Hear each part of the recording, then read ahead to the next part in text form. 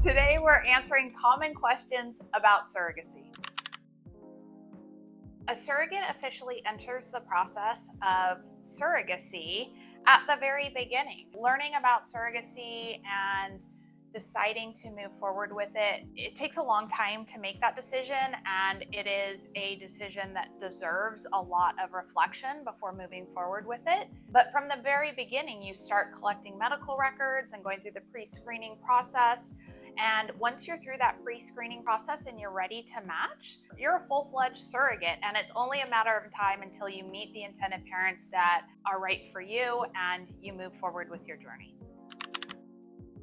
The steps that need to happen before a transfer takes place, well, on the embryology side, you have to create embryos, so you have to have an embryo to transfer in the first place. On the surrogate side, they had to go through all the screening at the match. They go through legal documents that outline all the parentage, so all that stuff kind of happens in the background. A lot of times during legal, and we work this out during the match call, everybody has their preferences, both the surrogate and the intended parents, on what they envision the journey being like and what they want their relationship to be like. You go over all that stuff, and then what that ends up in what ultimately becomes the surrogacy agreement that's between the intended parents and the surrogate, that just kind of outline what everybody's responsibilities are, who's the actual parent, who's covering the medical expenses. And then once the legal agreement is officially signed and the trust is funded, then the reproductive endocrinologist really is preparing the uterus for transfer. And that happens through a cocktail of medications, which are injectables, pills, patches, suppositories. And once that reproductive endocrinologist believes that the uterus is ready, then that surrogate will undergo the embryo transfer and hopefully have a positive pregnancy test about 10 days later. I think what surprises first-time surrogates most is how complex it is, and how there are so many steps involved, and how many people are involved in getting to the point that the intended parents need a surrogate to begin with. Their journey begins, and there's all these support people that step in to help. So it's really a community of people that support the surrogate through this journey. When it comes to the point of hopeful parents need to use a surrogate, in some cases it was a hard decision for them to come to when they weren't able to carry a child on their own. For a gay male couple, there was no way that they were going to have a genetically biological child without it. In some cases, you might be expecting like an instant friendship or something with the intended parents, and a lot of times it just kind of grows organically throughout the journey, especially for couples that have had many failed opportunities. They're used to disappointment. They're a little bit more guarded. They're really afraid to hope. It's important to acknowledge that the surrogate goes through a lot of soul searching before she decides to be a surrogate. So it can take months, sometimes years, for a woman to decide that she wants to carry a baby for somebody else, and to talk to her spouse or her partner, her family, her friends, give it the consideration that it deserves. It's a very big decision. So some of the delays that we experience when we're screening a surrogate in the beginning are medical record collection from hospitals and OBGYNs who have treated the surrogate prior. We're depending on their office to really efficiently send us medical records, so that could take a few weeks. We also go ahead and screen the surrogate extensively, doing consultations with maternal fetal medicine doctors, background checks. We do a virtual home visit with a social worker. We'll also check on their insurance to make sure it's surrogacy friendly, if not plan for how we're going to have insurance that ensures that the journey will be financially secure for the intended parents and the surrogate alike. And we really advocate for the surrogate along the way. Once we're through pre-screening, we explore matches with intended parents, and then we go ahead and have our Zoom match call after the reproductive endocrinologist has reviewed records and approved the surrogate's history.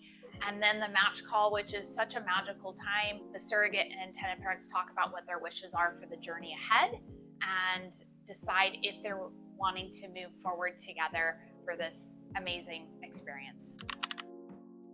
Many times when intended parents come to us, they've already been through so much. They've tried to conceive naturally when you're talking about a heterosexual couple, and that didn't work for them. So they see a reproductive endocrinologist, and maybe they tried intrauterine insemination and that didn't work. And then they're going through months of testing, and potentially they'll go ahead and then do IVF and create embryos. So many times when we talk to heterosexual intended parents, they have a long history of trying to have a child before they ever talk to us.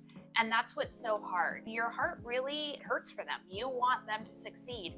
And that's what makes this so amazing, that you can take somebody who has an easy pregnancy and really values her family and children as a surrogate, and then match them with intended parents who absolutely need her help. Gay couples going into this know things like IVF and embryo transfer surrogacy are going to be part of their future if they want to have children in this way. That looks a little bit different, but they're no less deserving. We at Le Petit Surrogacy always support parents or anybody who wants to be a parent. Surrogacy and intended parents is a little bit of a supply and demand issue. You always have more intended parents than you have surrogates. That is really unfortunate, because intended parents are people who are dreaming of becoming parents. They've been through a lot. Typically, they have no other way forward to parenthood unless a woman who is selfless and willing to help them will carry their child. The reality is, for people that are not able to carry a child on their own, they're so appreciative of what it is that the surrogate is doing for them. Once you get to the point of making that decision, like that you're going to do it, like all that you can really think about is finding your surrogate and it happening, and then you finally get to have the baby you've always dreamed of. When you get engaged and you're going to go get married, it says all you can think about is your wedding. They're all in. They've made this decision once they've gotten there. They wanted a child 3 days ago. And this is a very unique way for them to do something that they love, being pregnant and helping somebody else while helping their own family. The compensation that a surrogate uses is very helpful to pay off debt, or maybe you establish a college fund for your child. It helps you buy that new car or a down payment on a home, or maybe you're dreaming about this trip to bond with your family. It really is so valuable to all parties involved, and it's such a beautiful journey for everyone.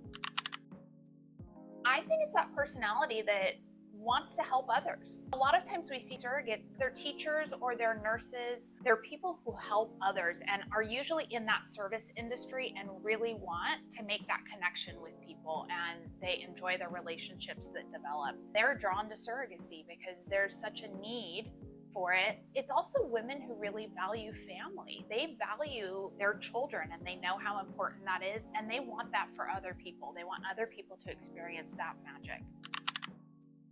Right now, most of our surrogates are recruited through word of mouth. They have a good experience and they tell their friends or their family members. They know that we're trustworthy and that we have a good reputation in Southern California, and we work with surrogates nationwide. It's very scary for a surrogate because you're putting all your trust in somebody else, and you're very vulnerable when you're going through this journey. You absolutely need somebody who will advocate for you and really understands the landscape. Definitely our background. We have a lot of clinical expertise, very deeply rooted in Southern California, which means that we have a lot of relationships that we really cherish with reproductive endocrinologists and embryologists, doulas, and mental health professionals. We have hundreds of people that we worked with over the years. We have a good understanding of who is reputable and who is not, so you can trust us to work with the best. If you're considering surrogacy, thank you so much for considering it. We would love to talk to you and tell you a little bit more about it and enable you to help deserving people who are dreaming of parenthood.